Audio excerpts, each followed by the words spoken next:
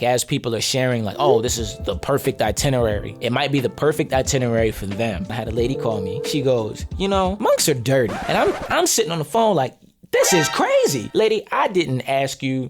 As a former travel planner for one of the world's best travel companies, I always get questions like, how did you do Japan? Asia just seems so different. Even if you search on the internet, you always come across people saying like, Japan's so daunting, I feel overwhelmed. If you're looking to get to Japan and feel overwhelmed, then this is the video for you. Here's my take on like a no rush, awesome itinerary for you to do, and some tips to go along with that. Some things might surprise you. Japan is one of the world's top 10 travel destinations. How do you get there? If you got 10 days, I would say you start in Tokyo, and the two main airports you can fly into are either Haneda or Narita Airport. More recently, Haneda has become popular just because it's closer to Tokyo, the city itself. You can get into Tokyo a bit easier. Narita has more flights. I'm honestly more of, I guess, concerned about which flights are cheaper at the time. So, you know, if you're a big baller, maybe not, but I'm a Narita guy for whatever reason. That was some of my first trips into Japan before Haneda became even an international airport. So the best way to get into Tokyo is the cheapest way, really, is train. The easiest way might be taxi. So again, I'm about maybe saving some money. So I would probably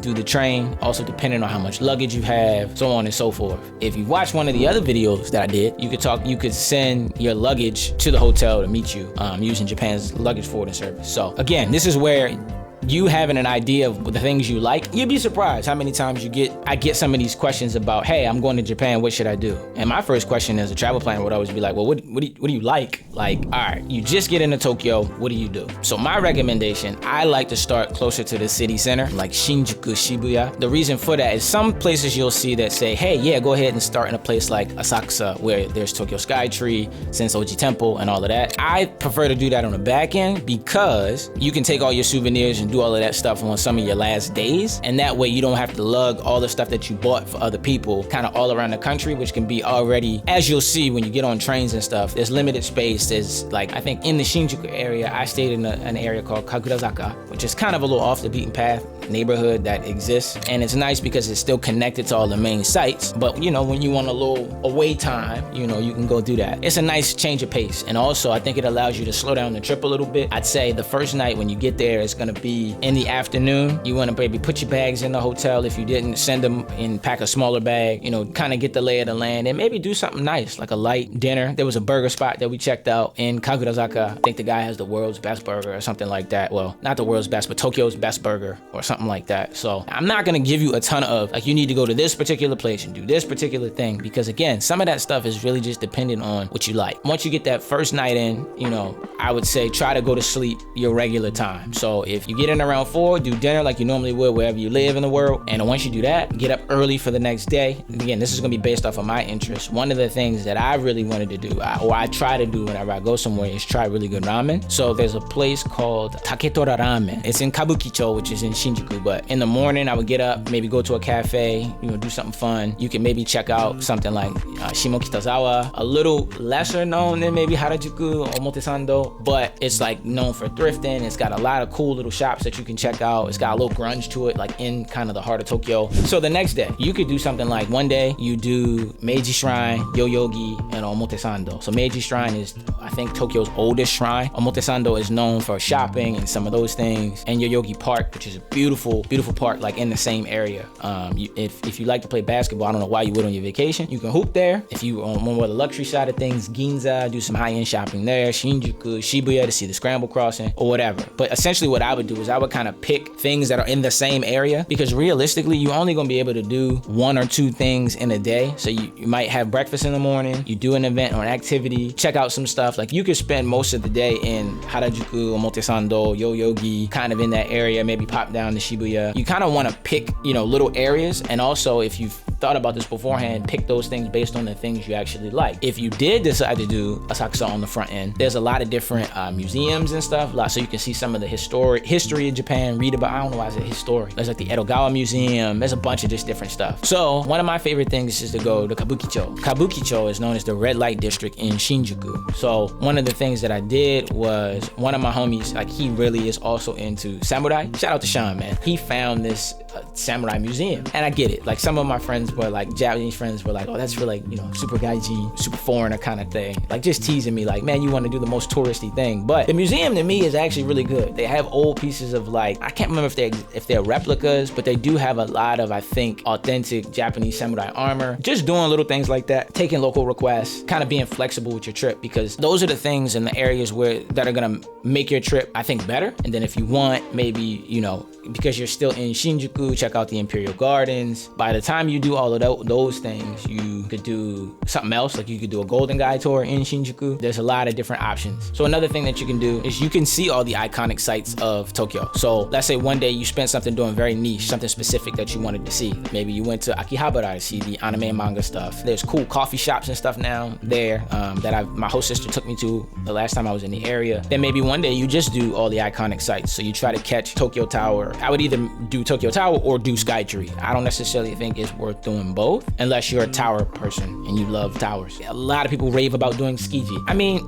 they've changed the experience. So, like they say, one bad apple spoils a whole bunch or whatever. You used to be able to kind of be down on the floor with the fishermen. If you don't know what Tsukiji is, it's the Japanese fish market where they bring in all the fresh fish that they caught and they sell them in real time to different stores and vendors. And then because of where it is, you can then go to those shops, which are right there, where they sold that fresh fish, and some of the sushi and sashimi and all of that stuff is amazing. When I first went, it was dynamic and different from now. They've changed it. So now you kind of apparently up and separated from the fishermen when they're actually selling the fish. When I was a kid, you could actually be down on the floor, like walking around as they were doing it. If you're out on the trip and you're slowing down and you're taking time to talk to different people, locals, about what's going on, those individual interactions will make those experiences different. Again, there's a million conversations that you can have about types of accommodation and hotels and stuff that you want to stay in, but I think Airbnb is a fantastic option. If you're staying in more so like 2-star, 3-star hotels, which is, I'm gonna say, anywhere in that $89 to $100 a night range, then they kind of, it's a toss up. If you stay in the Airbnb though, I feel like, I just think there's a bit more freedom. Like you gotta know how to take out the trash and separate the trash and do all of that stuff. But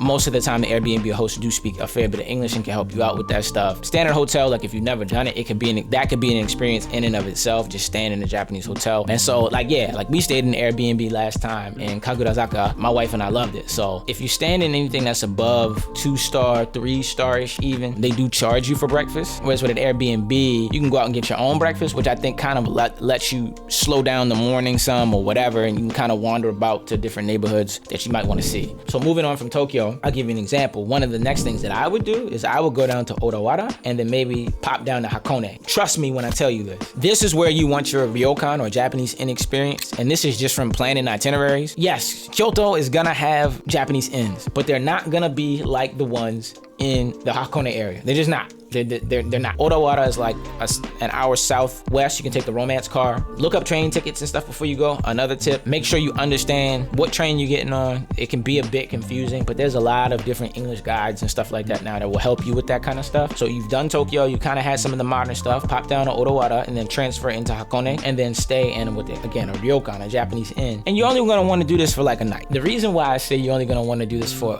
like a night is there's a lot of different things to think about when you're staying in a Ryokan. One, it's supposed to be a more traditional, relaxing Japanese experience. Well, with that comes more traditional Japanese food, more traditional Japanese sleeping styles. I would say do a night because you don't always know what you're in for. And I think you might want more traditional things in Japan than you actually do. I'll give you an example. When I was working as a travel consultant, I had a lady call me. She had traveled the world. She called me to basically humble brag about, she was telling me, yeah, I stay with these monks. I've done all this stuff, blah, blah, blah, blah. I literally start talking about this place called Mount Koya. On Mount Koya, there's a traditional Buddhist monastery where you can stay with the monks and eat what they eat, meditate with them. It's a cool experience. As we continue talking, she's asking me more questions like, oh, so what do they eat? I'm like, they have a vegetarian diet. Oh, okay, so where would I be sleeping? Kind of in a simple plain room. So finally she goes, monks are dirty. And I'm sitting on the phone like, this is crazy. She's like, monks are dirty. I would never stay with monks. I don't know if I want this traditional experience. Whole time, she's telling me she wants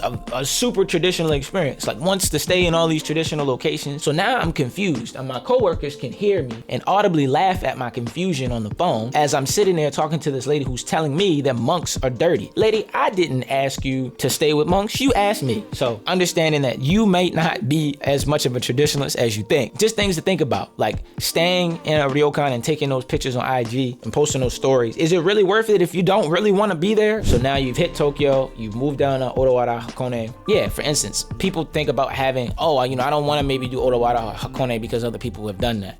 Maybe you can go up to Nagano. Yeah, but if you only got 10 days, if you go up to Nagano, that's 2.5 hours of travel by bullet train, and bullet trains ain't necessarily cheap. Then another hour and a half over to Matsumoto just to see Matsumoto Castle. So I feel like, again, while you might be able to logistically do it, you got 10 days. So you basically lost an entire day just to travel. And you popped over to Nagano, then it takes some time to get out to where the snow monkeys are, Yudanaka Onsen. So there's some time lost there, a couple hours worth of time lost there. To get back then to Nagano, to go from Nagano to Matsumoto, then to be in Matsumoto and see the castle and do some of those things. And so if you have specific things that you want to do and see, you actually might lose some of the iconic stuff that people say you should do. And so that's another point where I feel like you have to really decide what it is that you want to do and what you really want to see. And I think understand how the train systems work, understand the layout of Japan. Yes, bullet trains are fast and they're amazing. You see pictures with people with bentos and all kinds of stuff, but you still have luggage and other things. Like if you don't speak the language, you're still gonna run into some friction with the language, especially the more remote places that you go. So you can have an iconic Japan experience and it still be unique and feel very personal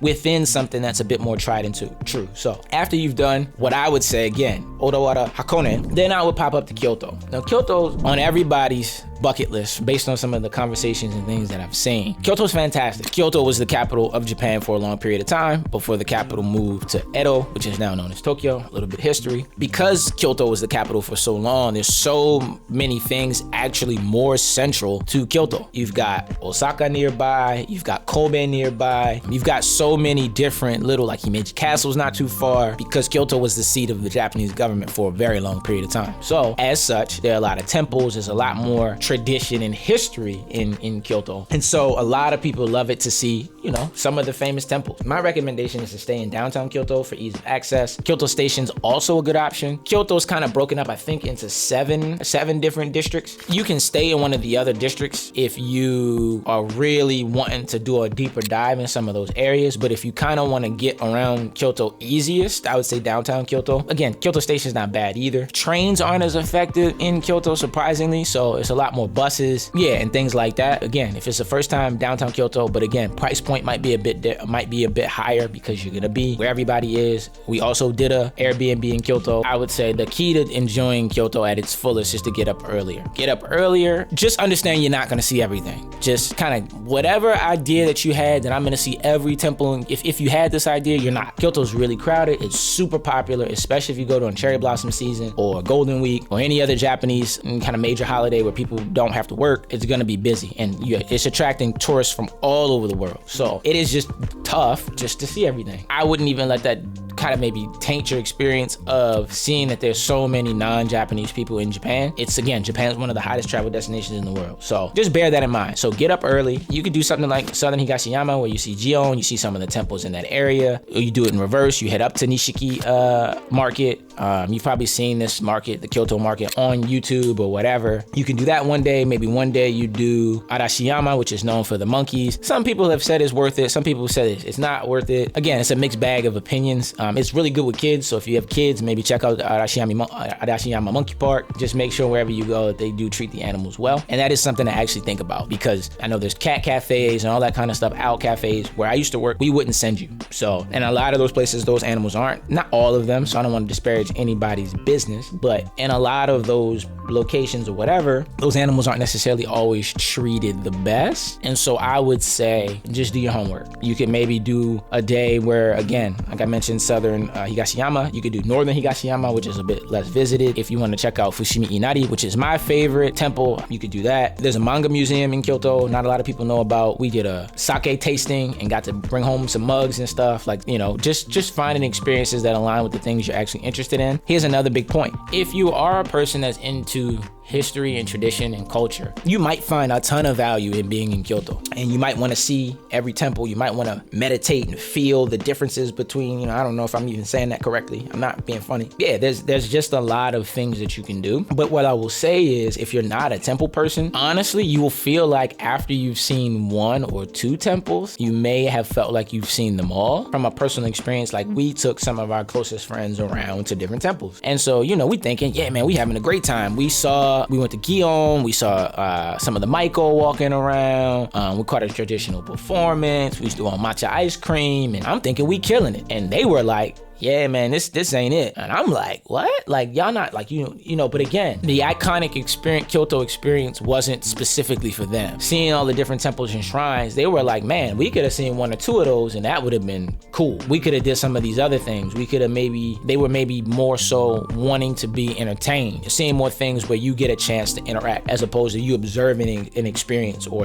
having a spiritual experience or whatever. And so just because everyone says, hey, go to Kyoto, see all the temples, see Kinkakuji, go to Kiyomizu-dera. Kiyomizu-dera is awesome, but yeah, like that may not be for you. So just keep that in mind. Like as people are sharing, like, oh, this is the perfect itinerary. It might be the perfect itinerary for them. For instance, if you like sake, one of the things that we did was we went to Gekkeikan. Gekkeikan is one of the big, Japanese brands, Gekkeikan. And so there's like a whole even like history around that particular district in Kyoto or whatever. And that was something that my wife and I like to drink beer. We like to drink whiskey and that kind of stuff. And so that's something we're interested in. We go to breweries and stuff here in the States. So we went to this sake museum, learned the history of the family who brought it from this like feudal family to Kyoto and how it's been there, for hundreds of years or whatever. I can't remember the exact history, but it was interesting. As we were touring the sake brewery, we met this guy from Germany who spoke amazing Japanese and happened to be working there like kind of as an apprentice or something, like not necessarily brewing sake, but learning about sake, learning about the different profiles and flavor textures. And it was just cool to have a conversation with him. Again, this was in Kyoto. Like, it's not like I went somewhere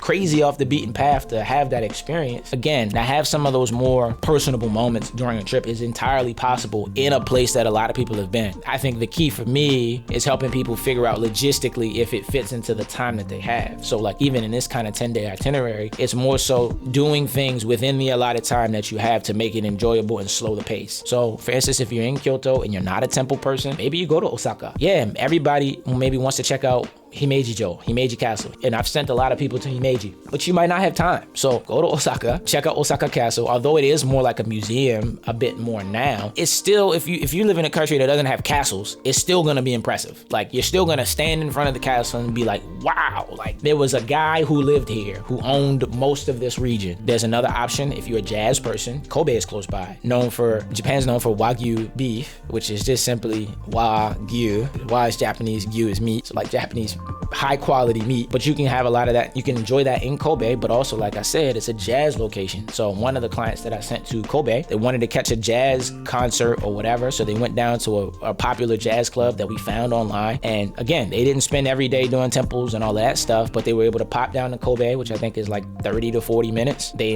enjoyed a night out in Kobe, checked out the different things that you can do and see in Kobe, saw the jazz performance that they wanted to see. And that was the highlight of their trip. Like they still had Tokyo, they still had Hakone, they still had Kyoto. They were able to do this other thing because they sought it out. And that's the kind of thing that I want people to think about as you're planning your itineraries. To recap, you've done Tokyo, you've popped down to Odawara, you did Hakone, you came back up to Kyoto. Maybe you did Kyoto for a couple days, you did some day trips, which is why it's good to stay in Kyoto for a couple days to maybe use Kyoto as a base. And so now you've done some of those day trips. So now you're headed back to Tokyo. Wherever you didn't stay previously is where you would stay now, in my opinion. So if you did Shinjuku, Shibuya, that area first, now is where I would stay in Asakusa. Like I mentioned before, one of the main reasons I like to stay in Asakusa at the end, or close to Asakusa at the end, is because that's where you're gonna probably start doing your souvenir shopping. And there is some iconic stuff in Asakusa. And then because you're a bit closer to some of the, where I used to live, like an area like Kanamachi, and a place called Kameari, which is the next stop over from Kanamachi, is one of the, at one point, best 10 tsukemen, which is noodles you dip it in a sauce, restaurants in all of Japan. It was rated one of the best 10. And so when you're in Asakusa now, you're closer to some of the outskirts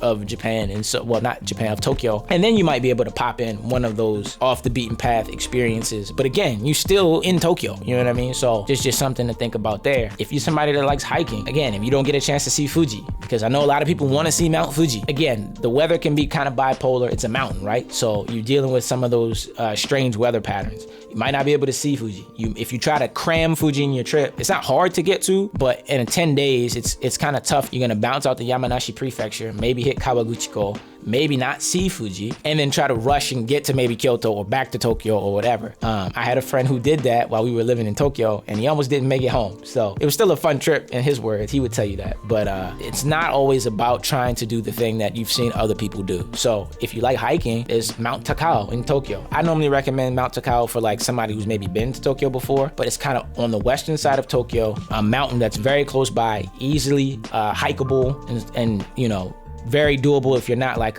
somebody who lives in Denver and climbs 14ers or whatever. So just again, there's these little things that if you do research within the same structure of doing what I used to call, or not I just used to call, but when I worked where I worked, we used to call this the golden route. So you have Tokyo, Hakone, Kyoto, back to Tokyo. There's still plenty of amazing experiences to be had. If you do want to blitz through your trip, that's cool too. Like if you want to see as much as possible in as little as time as possible, hey, entirely possible. So those are just kind of my insights into doing a 10-day trip in Japan. There's ways to find iconic destinations and personable experiences within that golden route. I would just keep your eyes out for those things. I highly recommend, if this is your first time going, absolutely do it. Like absolutely do the golden route. Make things easy on yourself. Find those iconic experiences that are relatable to you and hold value to you. If you've got more time on the second go around, I didn't even get into like how far Hiroshima is from Kyoto. Like you're talking 4 hours one way, 4 hours back the other way, maybe 5 hours from Tokyo. Save some of that stuff for a future visit. Or if it is that important to you, maybe shave a day off or a day or two off of Tokyo or Kyoto if you feel like you need to see those. So I say all that to say, if you're going to Japan, it's not always about trying to match blow for blow what other people are doing on social media. I think also people sometimes get criticized for when their itineraries are online and it says, "Oh, you dummy, you can't go from here to here." And I think people just don't know. And so the reason why I even wanted to make this video was to help inspire people to think about their trip in their own terms. Yeah, like okay, if you wanted to go from Hiroshima to Nagano in a 10-day itinerary, not the best idea.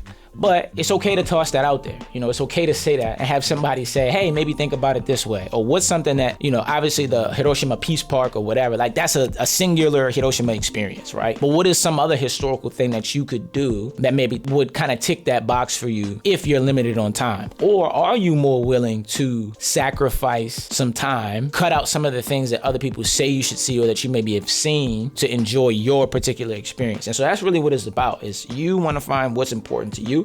Don't be afraid to put it out there. And I wanted to kind of create an avenue for people to do that. And so if you've got itinerary questions, I used to work as a travel consultant, like I said. I've sent dozens of people to Japan. I lived in Japan as well. So yeah, drop those itineraries in the comment section. I'd be more than happy to take a look, kind of give you some information, be a resource. You know, I love Japan, and I've said that in many videos, probably, well, a few videos at this point. I want more people to enjoy it, and I want people to also even kind of get outside of the box in terms of the way they think about it. Oftentimes when I see videos online, I see a lot of the same experiences or somebody trying to find the craziest experience that they can do. But I think there's a lot of beauty in, even if you've gone to a place multiple times, finding the different human relationships, because at the end of the day, you're dealing with people. And I think the people make the trip more memorable than the actual thing. It's the connection that you make with the people around you, maybe the things that you feel when you see it, that make a trip memorable. So if you've got questions, feel free to ask. Got a lot more tips and ideas and things coming, so keep an eye out.